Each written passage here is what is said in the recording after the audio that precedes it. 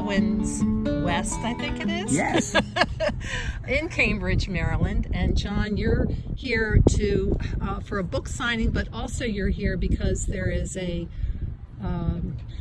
Taste of Cambridge? A Taste of Cambridge. It's Yes. a big festival, one of my favorites from around the Chesapeake. And so I'm fortunate enough to be able to be one of the judges, and I will get a Taste of Cambridge. And it's all about crab. It's about crab. Actually, it's going to be about a lot of the seafood from around the bay. You know, we're going to have some oysters, we're going to have some rockfish. Wow. And this year, first time ever, we're having snakefish. There's a whole category of snakefish. So we're going invasive today. Cool. And you have been helpful in creating a market for that snakefish at your restaurant? Well, we try. We try to help educate as well as feed people and make them happy. So we try to get as much of the invasive species that we have around here, particularly the snakehead and the blue cat. The blue cat is the main one. We have so many of those, but fortunately, it's a delicious fish. Well, John, tell us about your cookbook first, because that's what we're here for, the book signing. Tell us about, how many cookbooks have you done? This is my sixth cookbook, and I think 4 of them have been on Chesapeake Bay cooking, and obviously this is my latest. And I wanted to kind of imagine what a kitchen in the Chesapeake would look like for the 21st century. Things are so much different than they were. Most of the books that I wrote before, those recipes were based from the 17th, 18th, 19th, and early 20th century. But if we look in the bay, around the bay, things have changed. So I thought, well, let's try to imagine that. And I think we've done that. There's new things in the bay. There are things that aren't in the bay anymore. And there's a whole new population of people that have, come to call the Chesapeake its home. And so with them, as our forefathers and foremothers did, they brought their recipes from where they came from. So have all of our new arrivals. So a cuisine is ever evolving. Well, it's so neat that your cookbook not only celebrates what's in our bay, the Chesapeake Bay, but it also celebrates the farmers, and the sources where you get your food for your restaurant at Gertrude's in Baltimore. Well, absolutely. It's all connected. The bay gets the biggest spotlight because it's this beautiful body of water, the largest estuary in North America. But I look at that as kind of the artery. And then all the little rivers and tributaries are the little veins and everything that run into that. And so that the land, it connects it all. So, everything that we do in our farming practices, in our artisan food making, and in our seafood, and when we raise animals, it all affects the bay, and it's all tied, and it's so linked, you can't really separate it. No, you can't. Tell us how you grew up in Baltimore, but often came on to the eastern shore, which is the other side of the western shore. Yeah. Well, I did grow up in Baltimore, but I have a great love for the eastern shore. My great uncle ran the Tillman Island seafood packing plant. So as a kid, we would come over to Tillman Island, and my great aunt lived here, and she was a wonderful cook.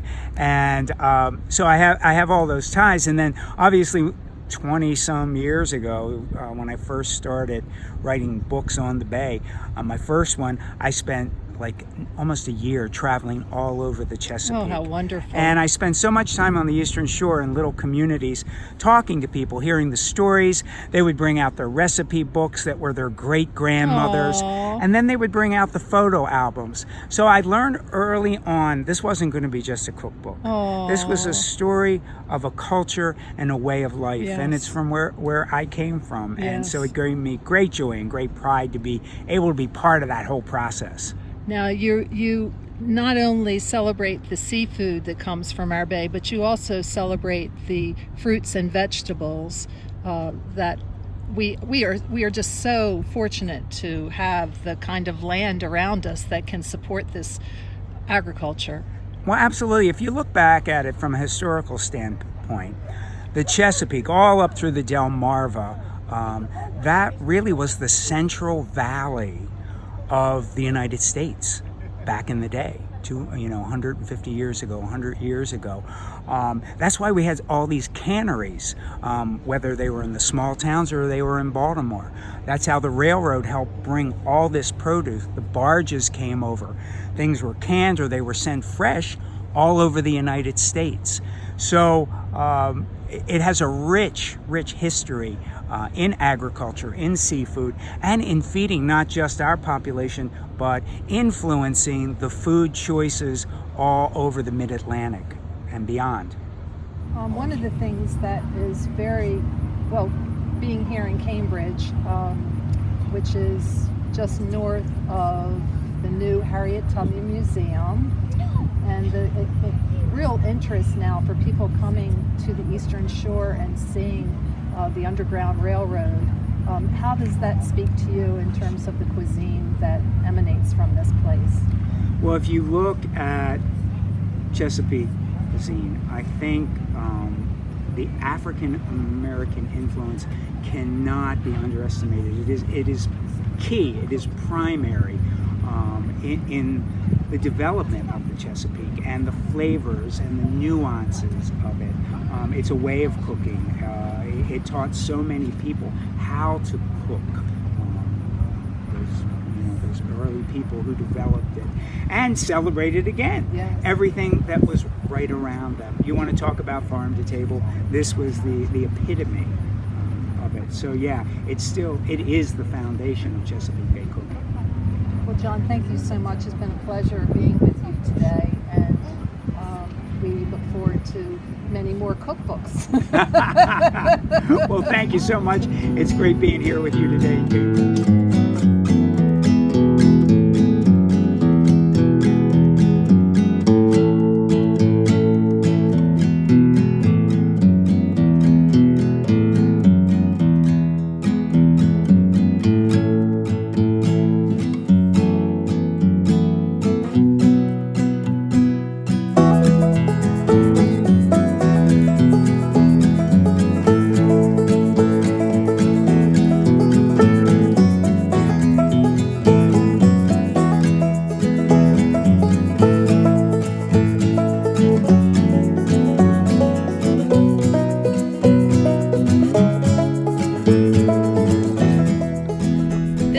Burgoyne, and Mindy is, among other things, an author. She leads tours, or has a company that leads tours about ghostly things here on the Eastern Shore. Mindy, so tell us about your newest book. Well, my newest book is an old book because I haven't written one in a little while. So I think I wrote Haunted Lower Eastern Shore maybe 2 or 3 years ago. So I haven't written a book in a couple of years, but I wrote 4 books in 4 years. Wow. And that I had a contract with History Press. Oh my gosh. To deliver a book a year. And it was very hard to do. But I did it, and it really did exhaust me. But I write about travel. Basically, I'm a travel writer. And the haunted travel is the niche that I focus on, or a better way to say it is mystical, mind, body, spirit travel that has to do with that. Those thin spaces. Mm-hmm. So one is the ghost tours. So I wrote a little book, did some tours around it because there was some interest in that. People on the Facebook page asked for tours, and I did a tour, and it was very successful. So I guess it was in 2013, I every month wrote a tour. And about a different town. I started with Cambridge. Cambridge was the first one I wrote.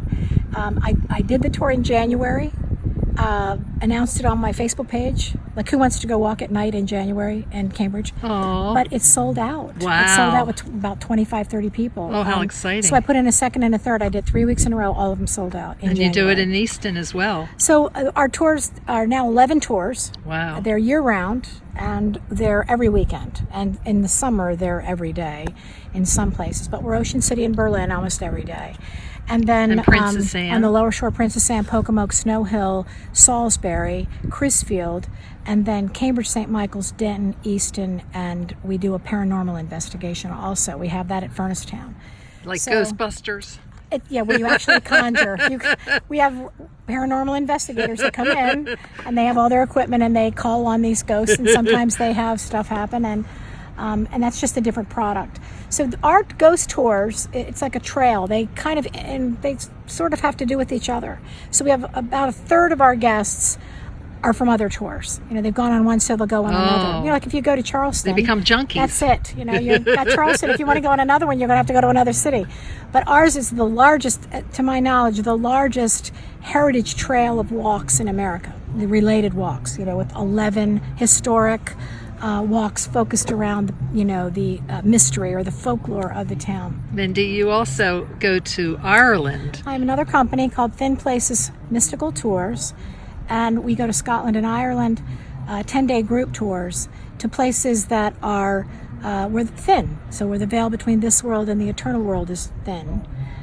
And that's a lot of fun. I mean, I've been to so many megalithic monuments and, henges and places of ritual that are thousands of years old. I think that Ireland, I just got back from my first time being there, and the history that surrounds you in Ireland, just like here on the shore, the history just is seeping there. It's right there in front of you. That's true. And if you my tours go into the landscape very deeply. Most people on a tour, their first or second or third time, don't see these places. But there are places that are, there's a place in Scotland that has over 200 ancient monuments in a valley that's 2 miles long. Wow. And nobody goes there. I mean, not that nobody goes there, but compared to the Outlander sites, which are wonderful, this is just amazing stuff. And it's fun to seek it out. It's fun to bring people there, and I'll never stop, I don't think. I do 3 tours a year. Well, and I work full time, so just in case any of the government people are watching, yes, I do work a full-time job. Well, thank you so much for sharing with us about your tours and being here in Cambridge. It's just very special. Oh, it is. Cambridge is great. Thank you. Hi, Dave. Hi. This How are is you, Dave Carlisle? Harp. And Dave Harp is, you do a lot of things, Dave. I would say, number one, that you're the preeminent photographer and videographer for the Chesapeake Bay. And then you can tell us more about what you do. Yeah, well, thank you, Carlisle. I've been a still photographer for so many years. And then about 4 or 5 years ago, I started making films with Sandy Cannon Brown and Tom Horton. And now I'm sort of doing both, doing a little bit of everything. I seem to be keeping busy. Well, as a frame of reference, let's talk about the movie that you did, Dorchester Rising. It's called High Tide in Dorchester. Oh, High Tide, I'm sorry. And it's about the effects of a changing climate on one of the lowest counties, certainly the lowest county in Maryland. If the predictions are true, and I have no reason to doubt the science, that Dorchester by the end of the century will go from the 4th largest county in Maryland to the 14th largest county in Maryland. Wow. Just by the lower part going underwater, with all the scientific predictions. And does that include the islands that are a part of Dorchester County, Yes. like Hoopers and Taylors? I would hope not. Well, I mean, I would imagine that, But that's part of the body mass. A few generations from now. I mean, Holland's Island is already gone. That was the southernmost part of Dorchester County. And was it Highlands Island, that iconic picture that Aubrey Bodine did? The Last House? Yes, The Last House. Yeah, and then I did some of the house going in the water. I mean, I basically wow. have it surrounded by water. Wow. And I played baseball on the lawn of that house in the 80s probably, and we were there when it started going in, and now it's gone. There's just a little bit of a marsh left. And Tom Horton, who wrote for The Sun, I look at him as the first real environmental writer for the Sun paper. He, in the movie, he is throwing a baseball with the water being knee deep or almost to his knees, and he's a tall guy. So that underlines what you just said. Yeah, I mean, that was a reality and sort of a metaphor in our film about how things have changed. And sea level rise in our lifetime has been minuscule. It has just been millimeters per year, maybe a couple of millimeters. But what the trends worldwide are so dire. There's so much more about to happen than has happened. We believe, if you believe 97% of scientists in the world. Okay, well, tell us about the movie that you're working on now. I'm working on several, but one of them that it is a real joy is one called Nassawango Creek. Nassawango Creek is a small creek that flows into the Pocomoke River. In the 1980s, when I was at the Baltimore Sun magazine, I did a story with Tom, actually. That's how I met Tom Horton. Oh, neat. Are you both from the Eastern Shore? No, I'm from Western Maryland, but we met at the Baltimore Sun. Oh, neat. And I was working, and I'll relate that story, but we would go off and do these stories for a couple days at a time, and nobody really knew who we were. But if we came back with the goods, they let us go again. So anyway, one of the stories we did was the Pocomoke River, and part of that was Nassawango Creek. And I met these Joe and Ilya Ferrer that were instrumental in saving this creek for posterity, keeping it natural. And I have photographed them on the creek.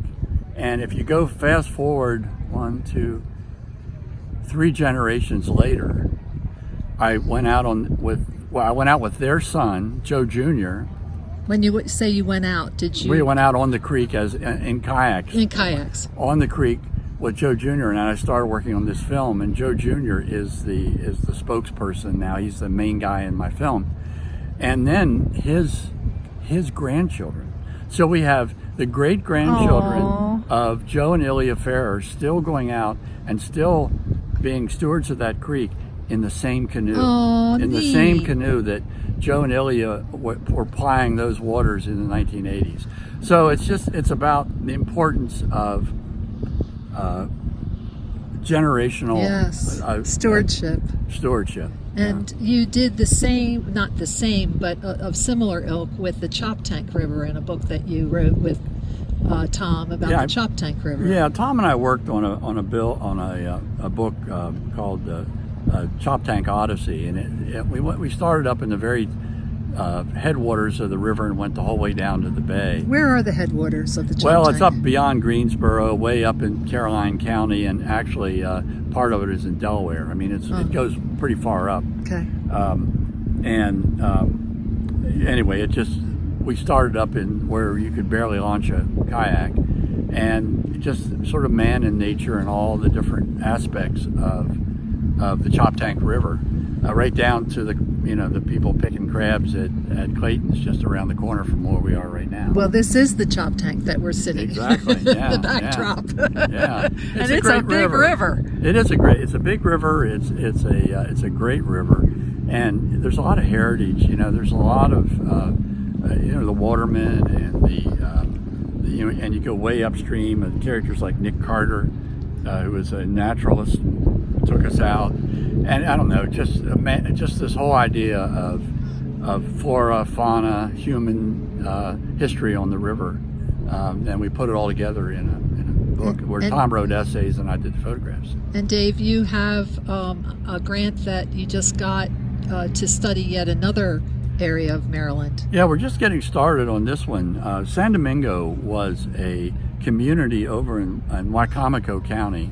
Near Riverton, where I lived for a while, that was started, I think it was in the 1820s, but it was in the early 1800s by free blacks, and they think the name may come from Santo Domingo, from Haiti. That some of the people that started it were mariners from there, but we're just delving into that now.